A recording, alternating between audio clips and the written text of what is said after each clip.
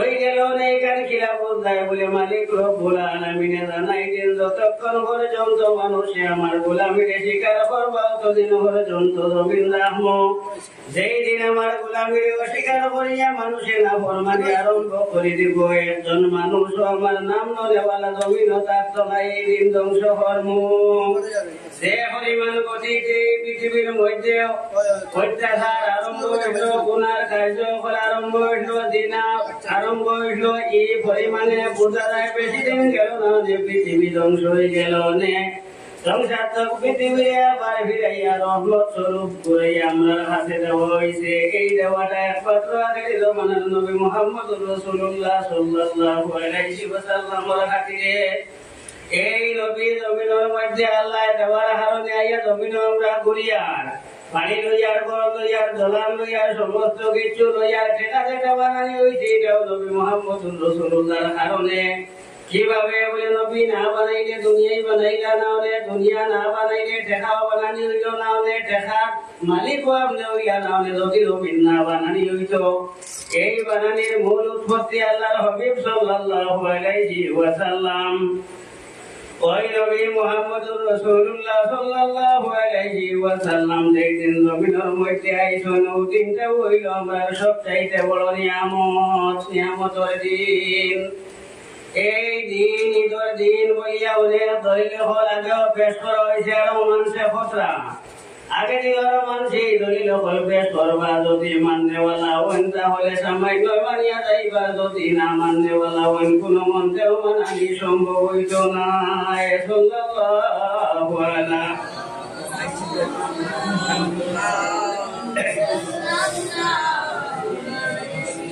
আলাইহি ওয়াসাল্লাম।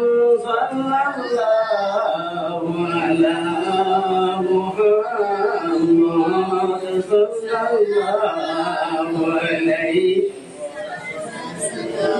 এই নবী মুহাম্মদুর রাসূলুল্লাহ সাল্লাল্লাহু আলাইহি ওয়াসাল্লামের ওয়ালাদত শরীফ যে জায়গার মধ্যে বয়ান করা হইব, ওয়ালাদত শরীফ হইতে শুধুমাত্র আমরা মনে হয় জন্ম হয়েছে ও ঘটনা হবো। যেই দিন হযরতে আব্দুল্লাহ রাদিয়াল্লাহু তাআলা আনহার পেশানিটা কি আমিনার বোতলের মধ্যে আল্লাহর হাবিবকে দিন থাকি লইয়া, যেই দিন এই পৃথিবীর মধ্যে আইসেন আল্লাহর হাবিব সাল্লাল্লাহু আলাইহি ওয়াসাল্লাম 570 কি বা তো 71 খ্রিস্টাব্দে। একজনে মাঝখানে প্রশ্ন করতে কত ইঞ্জিন আল্লাহর হাবিবের জন্ম হয়েছে, ওটা মোবাইলে লেখা দেন, হাতে আমি দেখছি মোবাইলে লেখি না, ওখান থেকে দেখছি না কইলিয়া। আল্লাহর হাবিব সাল্লাল্লাহু আলাইহি ওয়াসাল্লামের এই দিন হিজরত করছেন, ওই দিন থাকি লইয়া হিজরি সন আরম্ভ হয়েছে। এই কথাই কেন সবর জানা, কিন্তু জানিয়ে রাখো আল্লাহর হাবিব সাল্লাল্লাহু আলাইহি ওয়াসাল্লাম যে দিন জমিনের মধ্যে আইসেন সেই বছরটা প্রথম হিজরি। নবী মুহাম্মদুর রাসূলুল্লাহ সাল্লাল্লাহু আলাইহি ওয়াসাল্লামে 50 বছর বয়সের কালে হিজরত করলেন। আপনি এই দিন জমিনের মধ্যে আইসেন, এই দিন প্রথম হিজরি। কিভাবে এখন বলে শুনুন। আরবের মানুষের নীতি আসলো কোন বড় একটা ঘটনা কিংবা তো বড় একটা অঘটন দেখিয়া কোন এক সময় তারা হিসাবটা আরম্ভ করত। আগের জামানার নবী মুহাম্মদুর রাসূলুল্লাহ সাল্লাল্লাহু আলাইহি ওয়াসাল্লাম যেই বছর জমিনের মধ্যে আইসেন, এই বছর আমরা বাচ্চায় কাবা শরীফ ভাঙতে গেছিল। দেখুন পৃথিবী বিখ্যাত একটা ঘটনা, এই ঘটনা চাইতে বড় ঘটনা তো আর নাই। অতএব এই দিন দেখিয়া তারা হিজরি সংগণনা আরম্ভ করছেন। যেই দিন আল্লাহর হাবিব সাল্লাল্লাহু আলাইহি ওয়াসাল্লাম হিজরত করেন, সেই বছরটা হলো আপনার 53 হিজরি। সাহাবায়ে কেরাম বলে জানাই দিলে, ইয়া রাসূলুল্লাহ, ইয়া হাবিবাল্লাহ, হিজরি সন আসাবে ভিতরে গণনা আরম্ভ হইছে, এখন তো 53। ইয়া রাসূলুল্লাহ, ইয়া হাবিবাল্লাহ, আপনি এই বছরের মধ্যে হিজরতটাকে যদি হিজরি গণনা করা হয় তাহলে জিনিসটা অশুভ হইব সুন্দর। হিজরত হিজরির সঙ্গে যদি মিলে যায় তাহলে গণনাটা সুন্দর হইব। ইয়া রাসূলুল্লাহ ইয়া হাবিবাল্লাহ আপনি কোন যায় কি করতাম আল্লাহর হাবিব সাল্লাল্লাহু আলাইহি ওয়াসাল্লামের সঙ্গে সঙ্গে সম্মতি দিলাইছেন ও আমার সাহাবায়ে কেরাম কোন তুমি যে পরামর্শটা খারাপ নাই আসহাবে ফিল যে পরিমাণ প্রসিদ্ধ আছে তার চাইতে বড় প্রসিদ্ধ একটা ঘটনা হইব যেটা হইল আমার হিজরত যে মক্কা শরীফ থাকিয়া সমস্ত ধন সম্পদ ফলাইয়া মানুষ মদিনা শরীফের মধ্যে আল্লাহর হাবিব সাল্লাল্লাহু আলাইহি ওয়াসাল্লামের সঙ্গে গেছেন একমাত্র ঈমানিয়তর বলে একমাত্র দ্বীন ইসলাম রক্ষার্থে। এই হদাইকান ইতিহাসের মধ্যে স্মরণ থাকবো এখানের মধ্যে মানুষের অনেক ফায়দা আছে। ফায়দামূলক বস্তু মানুষের চর্চা বেশি করবো আর রাত থাকিয়া যদি আমরা গণনা আরম্ভ হয় তাহলে ভালো হইব। অতএব সাহাবায়ে কেরাম বল তুমি যেন গণনা আরম্ভ করে দেও। আল্লাহর হাবিব সাল্লাল্লাহু আলাইহি ওয়াসাল্লামের হিজরি সংখ্যা ভাটাইয়া আপনার হিজরতটা কি আরম্ভ করছেন। কিন্তু যদি প্রশ্ন হিসাবে প্রশ্ন করা হয় কত হিজরিতে আল্লাহর হাবিব জমিনের মধ্যে আইছেন তাহলে উত্তর হইব এক হিজরির মধ্যে আইছেন। একদম কিতাব আমি পড়েছি আর কেউ পড়েছেন না ও বলা মনোভাব লইয়া মানুষের জমিনের মধ্যে ঘুরে অনেক সময় ফেসবুকের মধ্যে অনেক লেখালেখি করে অনেক সময় হইটা কোনো কিতাবের মধ্যে ভাবা গেছে না ভাই বললে তুমি জানিয়া রাখিও সারা কিতাব একলা তুমি পড়িছ না যে কিতাব বল পড়িয়া গেছো এখনো পর্যন্ত অনেক কিতাব বাকি রয়েছে আর জান যে কিতাব লেখছেন জান ভাইয়া লেখছেন কোনো কিছু আনুকা লেখতে পারুন না। আনুকা যদি লেখন তাহলে কিতাবটা গ্রহণযোগ্য হইতো নাই মানুষে জ্বালাইয়া ফেলাইব। সাল্লাল্লাহু আলা